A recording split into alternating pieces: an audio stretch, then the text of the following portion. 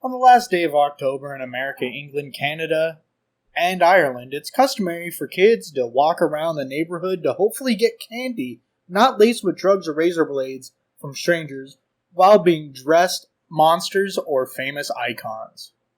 There's a small sub-faction in the Warhammer 40k universe that have Halloween every day, where they dress up as the people they idolize.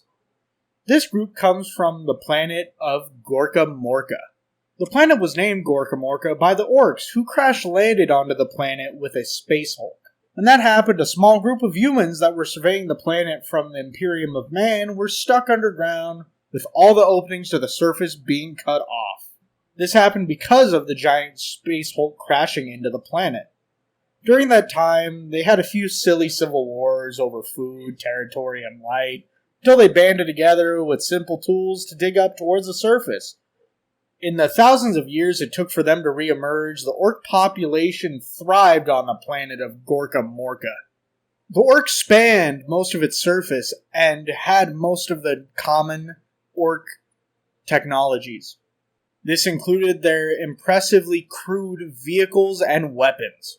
Much like me, the descendants of humans, once they got out of that cave, saw the brilliant weaponry that was crude from the orcs of their vehicles and weapons, and started to idolize them. Then they were instantly subdued and called Diggas. The Diggas later talked about their riches that they had in pyramids that they lived under.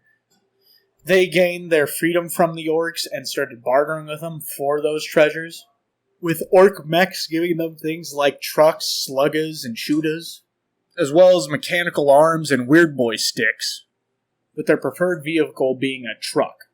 Digga culture constantly wants to emulate the orc, with them wearing very similar armor and trying to emulate their style. The more influential the Digga, the more orc-like they would look in their outfit. Their culture isn't very nuanced, and even in the books they're called savages, who have lost a lot of their brains due to infighting for 1,000 years.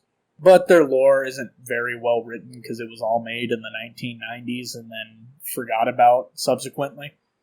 For example, they had 3 different civil wars that basically all revolved around getting resources and fighting for stuff and then forming clans. I really wish we got to see a refurbished version of them like they did with the Leagues of Votann compared to the Squats, besides the whole thing that Necrons probably protect them.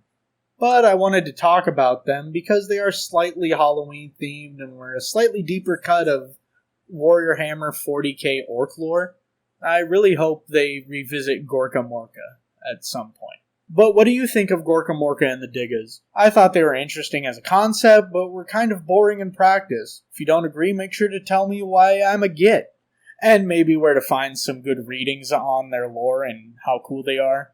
Because I could only really find some bare Wikipedia pages and a handbook from Diganob, which was released in 1998 and subsequently forgotten. If you're participating in All Hallows Eve, what are you dressing up as? I'm dressing up as a Great Unclean One. If you just want to see more Warhammer 40k content, you could always look at my video on the history of the orcs, or you could look at my video deconstructing the orkiest game to come out yet. Shoot his blood and teeth. Till next time, fellas.